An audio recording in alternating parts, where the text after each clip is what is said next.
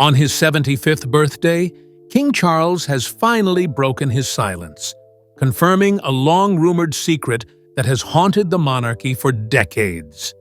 This explosive revelation, buried deep within royal archives, could change how the public sees the crown forever. And it's leaving palace insiders stunned and Camilla shaken. The long-awaited confession. In the Golden Dining Hall of Clarence House, on the night of November 14, 2023, guests gathered to celebrate King Charles III's 75th birthday. It was meant to be a quiet affair. No formal speeches, just old friends, senior aides, and members of the inner court. But as the evening waned, a moment unfolded that no one expected. Charles, glass in hand, turned solemn. And then, in what witnesses described as unfiltered clarity, he spoke. The king reportedly said, "There is a burden I've carried for decades." And perhaps it's time the truth had its place. The room, according to multiple attendees, fell completely still. Though he didn't name her, everyone knew. He was referring to Princess Diana, to the ghosts of his early marriage, and to the tumultuous years that followed her death in 1997.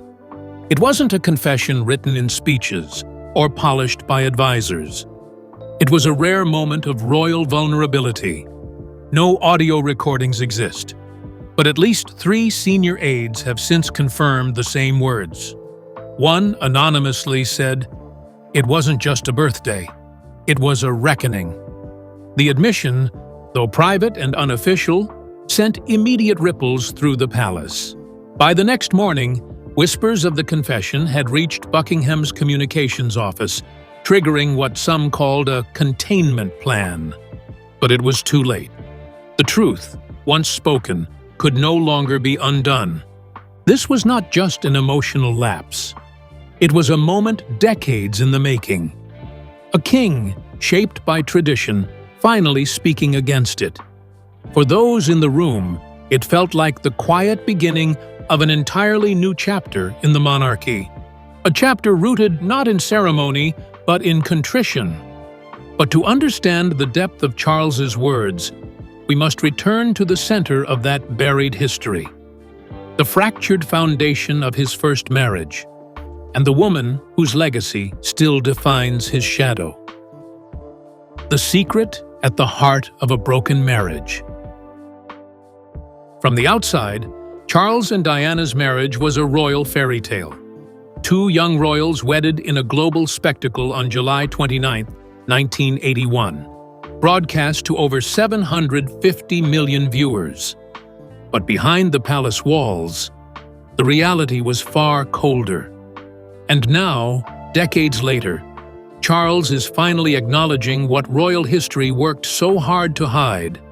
He was not the husband Diana needed, nor, in his own words, ready to be one at all.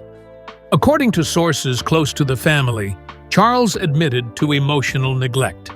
In those early years of their marriage, particularly between 1982 and 1986, during Diana's pregnancies and the height of public scrutiny, he often retreated into his official duties and personal insecurities. He was, by his own account, overwhelmed by the pressures of monarchy, trapped between duty and desire, and unable to give Diana the empathy she needed. His long-standing emotional connection with Camilla Parker Bowles, though never entirely severed, grew in shadow and secrecy.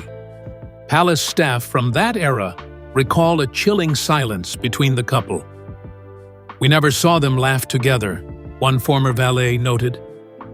They were partners in title, but not in life. Charles's confession at his 75th didn't just acknowledge his failures.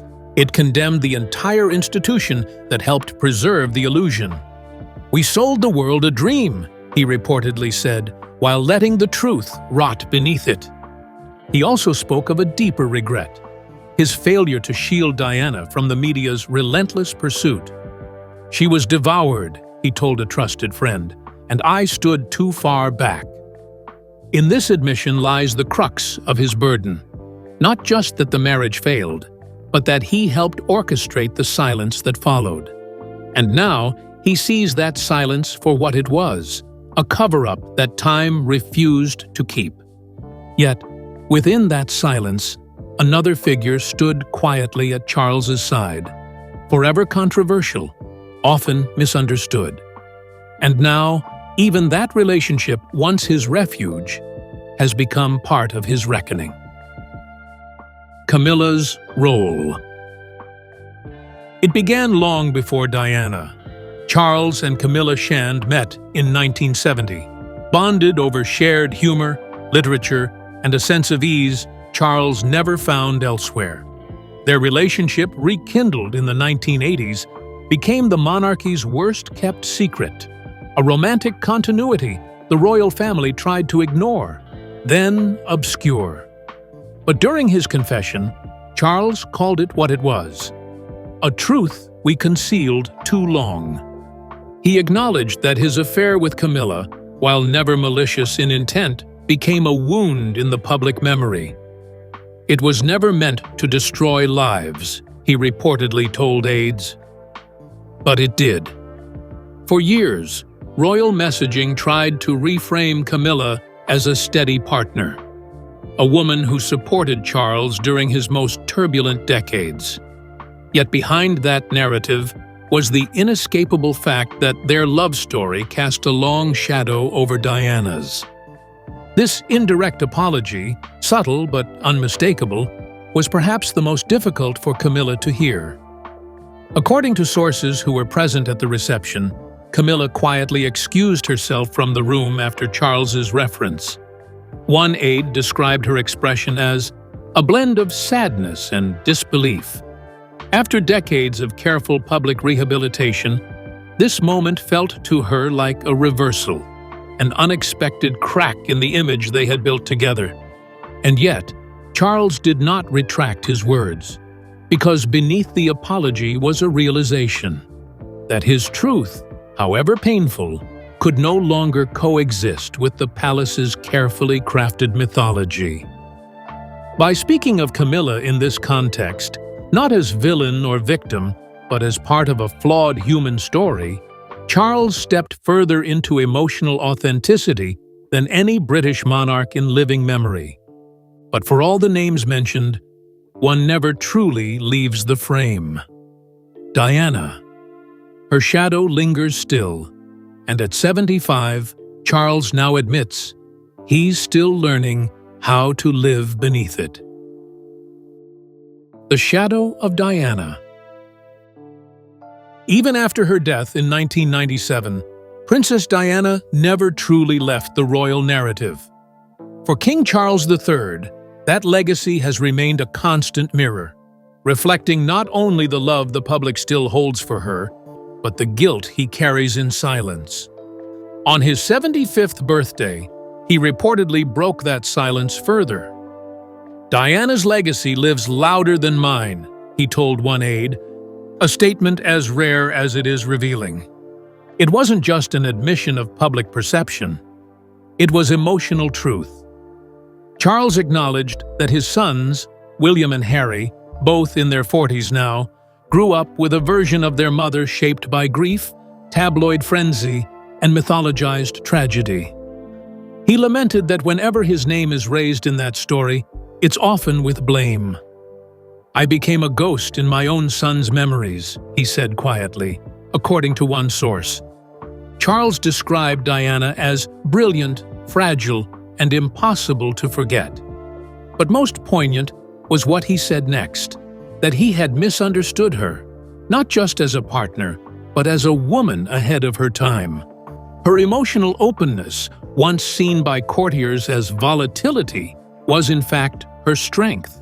She connected with people, spoke with empathy, and gave the monarchy something it lacked: vulnerability. "She led with heart," he admitted, "and I was too afraid to." He also drew a parallel between Diana and William, saying he now sees his late wife in the way his eldest son leads. With patience, with instinct, with empathy before protocol. It was a moment of profound humility. A king recognizing that the legacy he tried to bury has instead become the moral compass of his heirs. And in that reflection, perhaps, he finds both sorrow and solace. But legacy isn't just shaped by memory. It's challenged by the living. And in recent years, no one has tested Charles's image more fiercely or more painfully than his youngest son. Prince Harry's memoir reopened old wounds. When Prince Harry's memoir Spare was published in January 2023, it did more than spark headlines. It cracked open decades of unresolved pain between father and son. Charles, known for his restraint, reportedly read the book in one sitting. It cut deeper than he realized, a courtier shared. But what stunned the king most wasn't the accusations. It was how much of it, he admitted privately, was not wholly untrue. In the memoir, Harry laid bare feelings of emotional abandonment, favoritism, and neglect. He claimed his father was distant, especially after Diana's death, and often prioritized public image over personal connection. In response, Charles did not refute every charge. Instead, on his 75th birthday, he reflected on what he had failed to provide. "I should have been their shield, not their shadow," he told a close advisor. The Queen's death in September 2022 marked the end of a generational buffer. Without her presence, Charles faced his role as a father without excuse or distraction. Harry's public airing of private grievances forced him to confront the limits of royal detachment. For the first time, Charles acknowledged that his commitment to duty came at the cost of emotional availability, especially during Harry and Meghan's crisis years between 2018 and 2020. Although the family remains fractured, insiders say Charles hopes his confession can serve as an olive branch. "There's nothing I can rewrite," he said. "But perhaps I can still footnote the truth." Whether this effort reaches Harry remains uncertain. But the king's moment of reckoning wasn't just about public perception. It was about personal legacy. A father admitting, not too late, but later than he should have, that he made mistakes no crown can erase. Yet words alone cannot reshape a legacy. So Charles did something few monarchs have dared. He opened the archives, and with them, the door to history's judgment. Charles orders private letters be preserved. Following his birthday confession, King Charles III issued a quiet but unprecedented directive. In consultation with royal archivists and personal secretaries, he ordered the preservation and eventual release of hundreds of private documents from the 1980s and 1990s. These include letters between him and Princess Diana, handwritten notes from Queen Elizabeth II, and journal entries penned during some of the most controversial years of his life. The decision stunned senior aides. Historically, such documents are carefully vetted or destroyed, but Charles reportedly insisted, "Let them judge the man, not the myth." His goal, according to royal historian Sir Andrew Whitewood, is to allow future generations to see the truth unfiltered, not just the polished public persona, but the private struggle. "This is not about control," Charles told one confidant. "It's about clarity."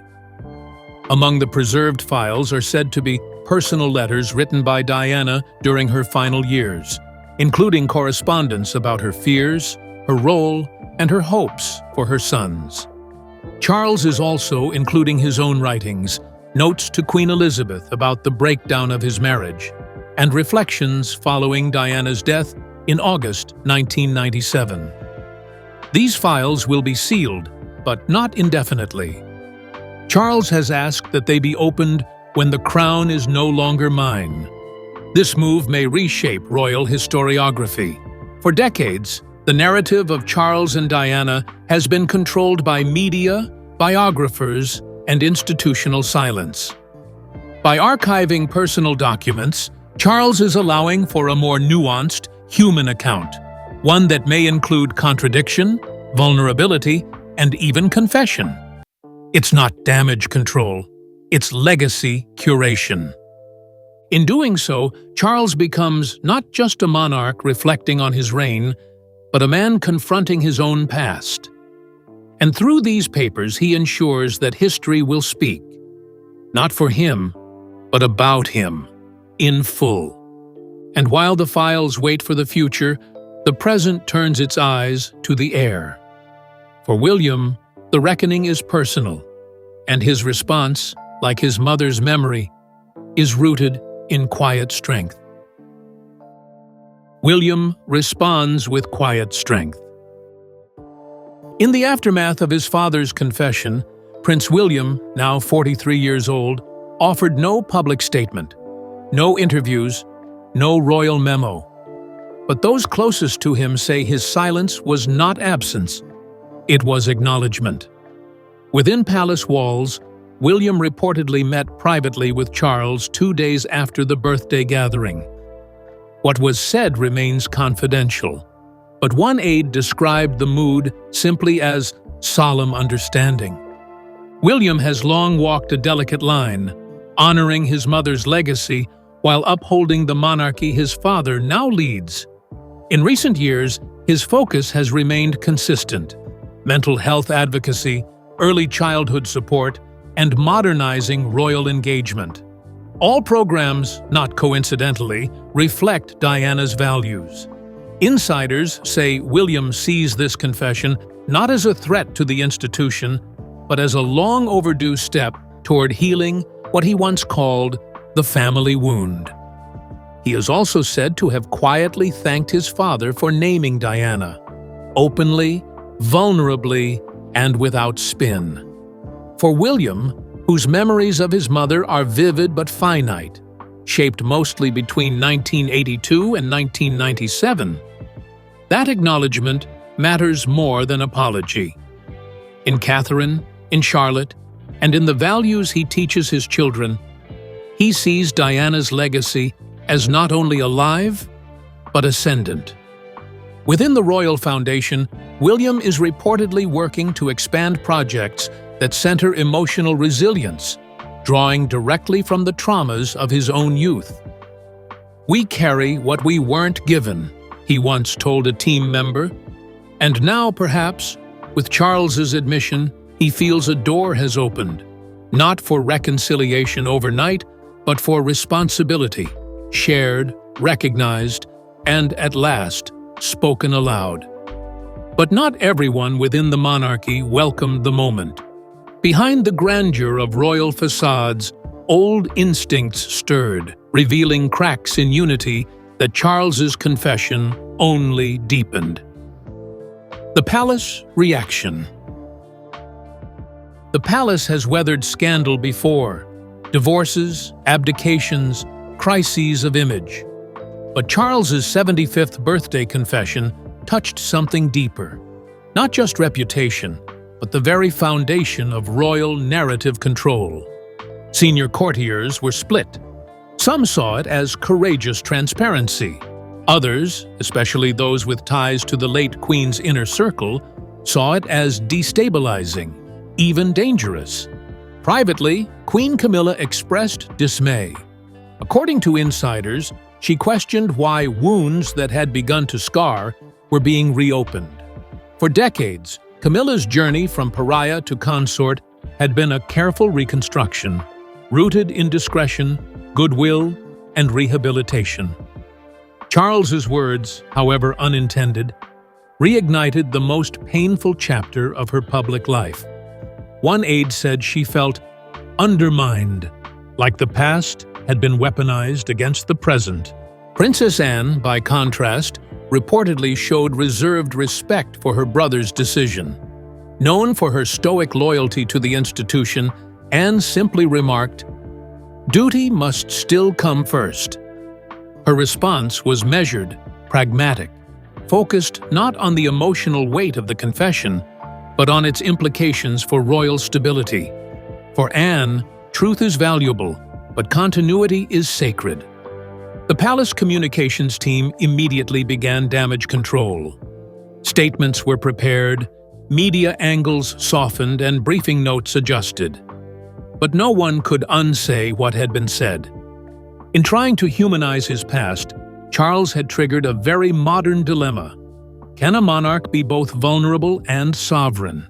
And what happens when truth, long buried, begins to shift the ground beneath a centuries-old throne? Beyond the palace gates, the public watched with divided hearts. For a nation still haunted by Diana's fate, Charles's confession stirred long-held feelings: sympathy for a flawed man, and sorrow for a woman never forgotten. A nation torn between sympathy and anger. Across the United Kingdom, the response was swift and deeply polarized. For some, Charles's confession marked a profound moment of human growth. A monarch finally laying bare the truths that courtiers and press alike had buried for decades. "He's still a man beneath the crown," wrote one columnist in The Guardian, "and that man is finally reckoning with his reflection." Polls conducted by Ipsos UK in late November 2023 showed that 48% of Britons viewed the King's comments favorably, calling them honest or necessary. But 39% labeled them too little, too late. Many young voters, those who grew up idolizing Diana's story, remained skeptical, viewing the confession as reputational maintenance rather than moral clarity. Social media, predictably, was a storm. Hashtags like #Diana'sJustice and #CharlesConfession trended for days. Comparisons flooded in, images of Catherine in Diana's jewelry, clips of Diana's famous 1995 Panorama interview, quotes from Spare, all layered over a public narrative still very much alive. "She told us the truth back then," one viral tweet read. Now he confirms it. What united the public reaction wasn't agreement, it was emotion. Grief, admiration, betrayal, and hope. Charles, by speaking of Diana, had invited the nation to reopen a wound it never fully healed. And in doing so, he placed the burden of resolution not on himself, but on the next generation, on William, on Catherine, on the legacy Diana left behind. And so, the confession becomes more than a moment.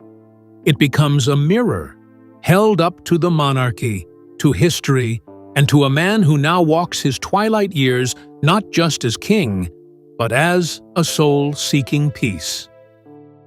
A monarch haunted by the past. As King Charles III enters the third year of his reign, he does so not with the vigor of a reformer, but with the weariness of a witness. His confession, spoken on the eve of his 75th year, has redefined his image, not as Britain's longest-waiting heir or eco-conscious modernizer, but as a man trying to reconcile legacy with truth. Insiders now describe his reign as a reflective monarchy, one not driven by great reform or political influence, but by introspection. Charles is said to be stepping back from the daily orchestration of the monarchy, leaving more to William and Catherine, whose visibility and favorability have quietly surpassed his own. In this subtle transition, Charles is recasting himself not as the face of the crown, but as its steward. The Queen's death in 2022 was the last tether to the monarchy Charles was raised in. What follows now is a more uncertain path, one where transparency matters as much as tradition. By opening the vaults, confessing his past, and naming his regrets, Charles may be shaping how history remembers him, not as a perfect monarch, but as an imperfect man who told the truth too late, but still told it. For the Windsors, the confession draws a line. The era of silences and buried scandal is fading. In its place comes a more open, more human monarchy, where truth, however painful, is no longer a threat, but a necessity. And for Charles, this final chapter may be his most meaningful, not because it restores what was lost, but because it finally honors what was hidden. After years of whispers, the truth is out, and the monarchy may never be the same after Charles's long-held confession.